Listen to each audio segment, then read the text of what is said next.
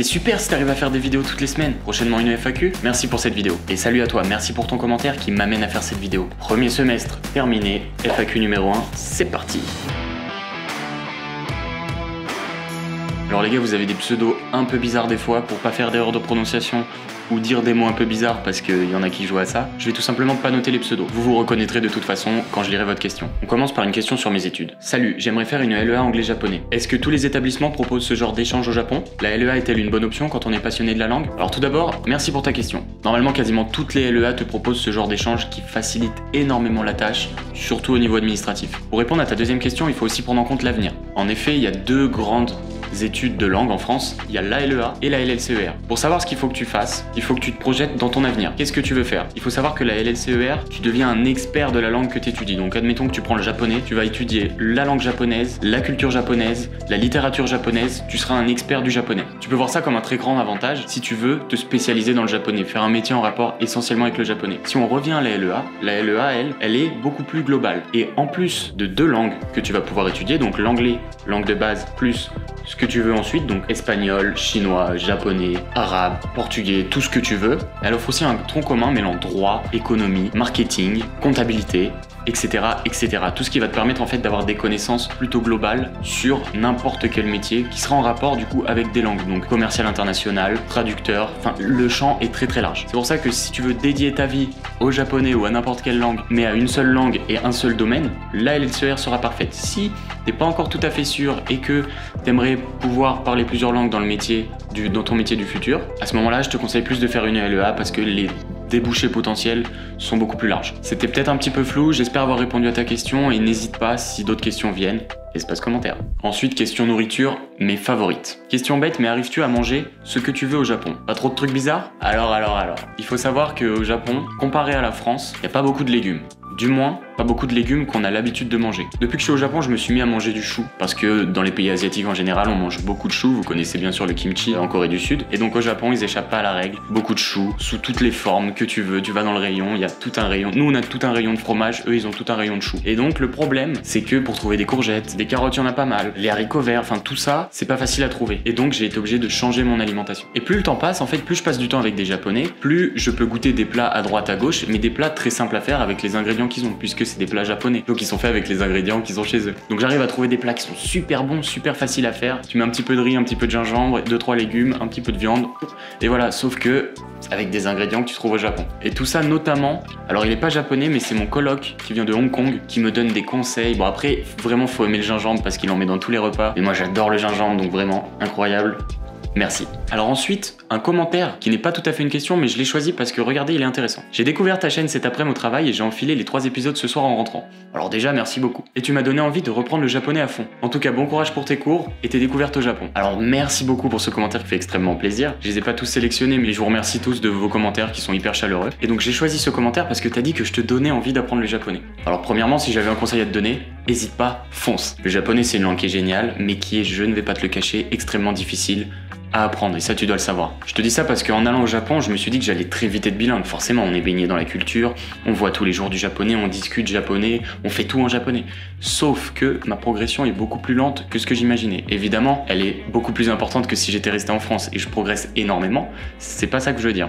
C'est que, par exemple, si j'apprenais l'espagnol, ou l'italien, ou l'anglais, le fait d'aller dans le pays, en fait, j'aurais été bilingue beaucoup plus rapidement. Je le serais peut-être déjà. Puisque le vocabulaire se déduit un petit peu dans ces langues-là. Alors qu'en japonais, en fait, si t'as pas appris, si t'as pas vu le mot, tu peux pas le déduire parce que il est complètement opposé au français. Bien évidemment, le plus dur, vous le savez, c'est les kanji. Et donc ça, si tu les apprends pas par cœur, tu peux déduire des sens parce qu'en fait, on va pas faire un cours de japonais, mais les kanji sont organisés de façon à ce qu'on puisse comprendre à peu près le sens par rapport à comment ils sont écrits, avec certaines clés qui auront un rapport avec des animaux, par rapport à du mouvement. Voilà, je vais pas vous expliquer tout ça, c'est assez compliqué.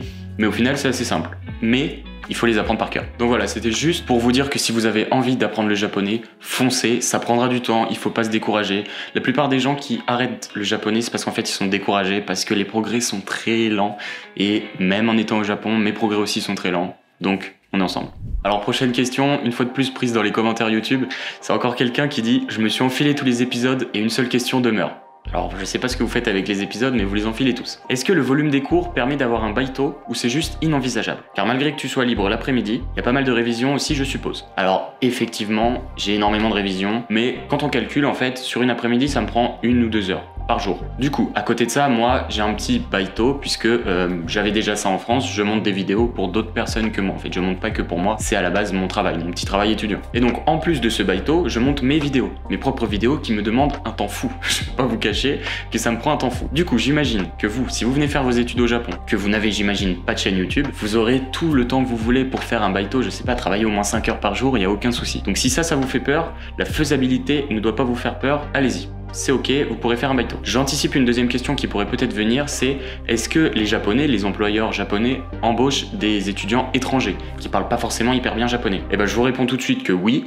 j'ai des connaissances au Japon, des gens qui sont aussi ryugakusei, donc étudiants étrangers, il n'y a pas vraiment de terme en français pour dire ça. Il y en a en anglais, il y en a en japonais, mais bon, c'est là qu'on voit la beauté des langues et la diversité. Enfin bref. Et donc j'ai un ami qui a un travail, il bosse dans un izakaya, et j'en connais d'autres, mais pour avoir discuté avec lui, il me disait qu'en fait il bosse en cuisine, et le niveau de japonais demandé est pas exceptionnel. Bien sûr, si t'as un N3, c'est beaucoup mieux que d'avoir un N5, juste savoir dire bonjour, je m'appelle Mathias. Il n'y a pas besoin forcément d'être bilingue en japonais pour pouvoir travailler au Japon en tant qu'étudiant étranger. Vous inquiétez pas. Donc voilà, je pense avoir répondu à ta question. Encore une fois, si t'as encore d'autres questions, espace commentaire, y a pas de souci. Prochaine question. Konbanwa Mathias. J'ai découvert ta chaîne aujourd'hui et c'est un réel plaisir de te suivre ainsi que Gabriel. J'imagine que Gabriel est content et merci beaucoup. J'ai dévoré toutes les vidéos. Alors toi tu les dévores, incroyable. Merci pour ce partage et la découverte de ce magnifique pays. Je ne sais pas si cette question a déjà été posée, mais je voulais savoir pourquoi avoir choisi d'apprendre le japonais. Alors ça, c'est une question qu'on nous pose au Japon tous les jours, au moins toutes les semaines. J'avoue que j'ai pas vraiment de réponse à ça. Si je devais expliquer pourquoi j'ai appris le japonais, alors il faudrait dire que le Japon et moi, c'est pas une histoire qui dure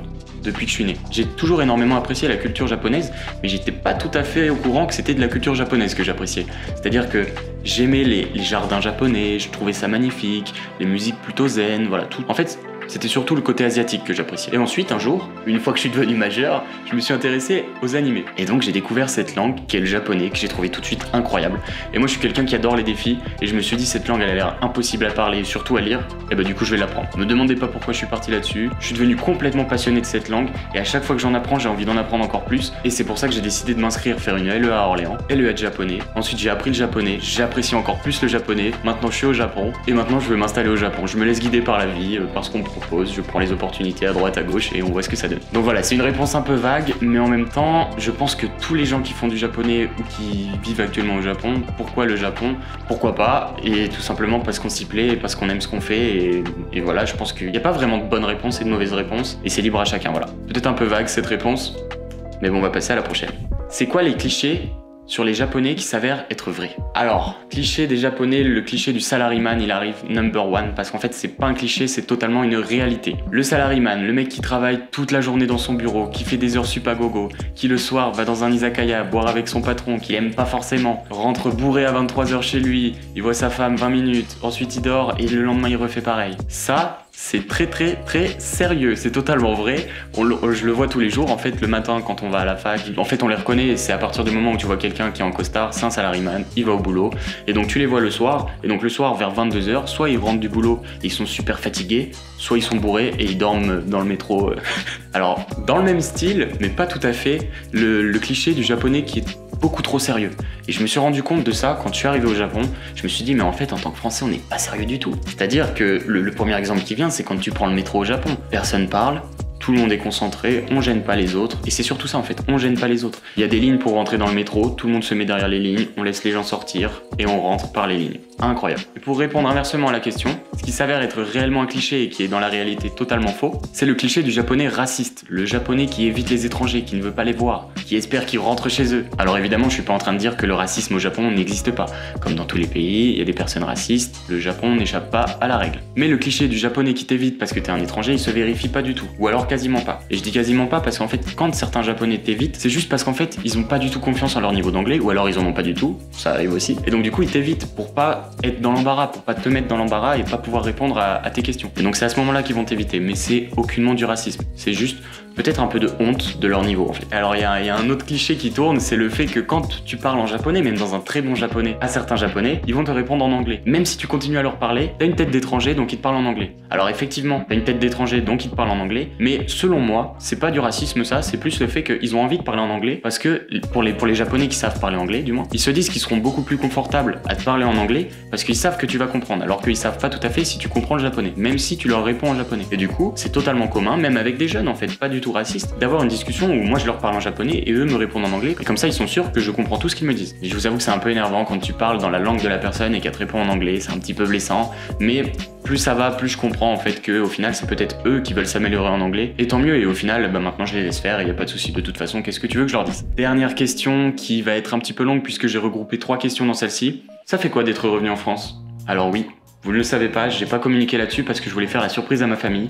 Je suis revenu en France pour Noël, je suis actuellement, de toute façon vous l'avez vu, le décor a changé, je suis chez ma copine à Orléans, donc oui, je suis en France. Donc, ça fait quoi d'être revenu en France? As-tu subi le choc culturel inverse? Qu'est-ce qui te manquait le plus? Alors c'est extrêmement bizarre, depuis que je suis rentré en France, j'analyse tout le monde, tout ce que les gens disent, c'est assez bizarre comme sensation. Mais évidemment, c'est incroyable. Il y a un truc incroyable que j'avais oublié, c'est le confort de pouvoir parler librement avec les gens en fait. Quand tu vas faire tes courses, n'importe quoi en fait, quand on te pose une question, tu réponds même sans réfléchir, des fois tu parles et après tu te rends compte de ce que tu viens de dire. Et ça vraiment, vous ça vous paraît normal, mais je vous assure que parler japonais et réfléchir à ce que tu dois dire, ne serait-ce que tu vas acheter, je sais pas, tu vas acheter une canette, tu dois réfléchir à oui, bonjour, machin, et effectivement, ce confort, je l'avais oublié, le confort de parler la même langue que les gens avec qui tu parles. Et en fait, je m'aperçois que quand j'étais au Japon, j'étais très fatigué le soir, parce que parler japonais toute la journée, ça crée une espèce de fatigue mentale, qui le soir, en fait, t'as juste envie de plus parler et t'es lessivé. Et vraiment, j'en rajoute pas, j'imagine que les gens qui font aussi des études à l'étranger pourront le valider. Quand t'es pas bilingue dans une langue et que tu dois la parler tous les jours, c'est très difficile. Donc vous imaginez pas à quel point j'ai hâte, vraiment hâte, et je travaille pour d'être bilingue en japonais et que vraiment ça sorte naturellement et que je puisse discuter avec les gens, voilà, sans trop réfléchir. Deuxième partie de la question, as-tu subi un choc culturel inversé? Alors dans un premier temps, vous comprenez sûrement ce que ça veut dire, choc culturel inversé. Et en fait, on dit inversé parce que quand je suis arrivé au Japon, il y a eu un choc culturel, c'est-à-dire que la culture est totalement différente, il y a plein de trucs qui nous choquent. Je me suis habitué à cette culture japonaise et maintenant que je suis rentré dans mon propre pays,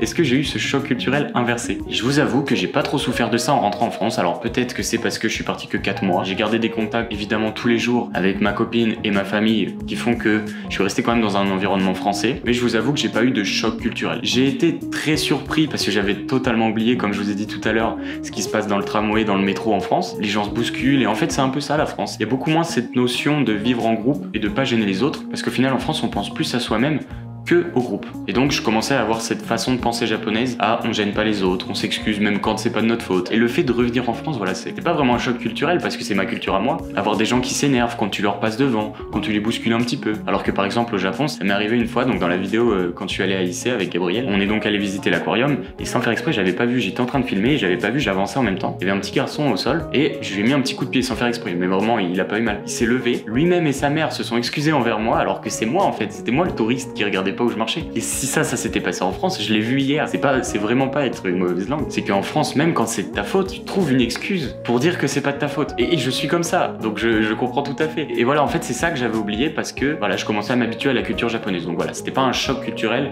mais ça m'a rappelé quand même d'où je venais et qu'on est des Français, on aime se plaindre et c'est jamais de notre faute. Dernière partie de la question, qu'est-ce qui me manquait le plus? Alors évidemment, j'en parle dans toutes les vidéos, ce qui me manquait le plus, c'était la nourriture française. Ma famille m'envoyait des petits colis avec du fromage notamment. Je suis pas un gros mangeur de fromage comparé à certains Français, j'aime pas en fait tout ce qui est camembert, les pâtes molles, etc.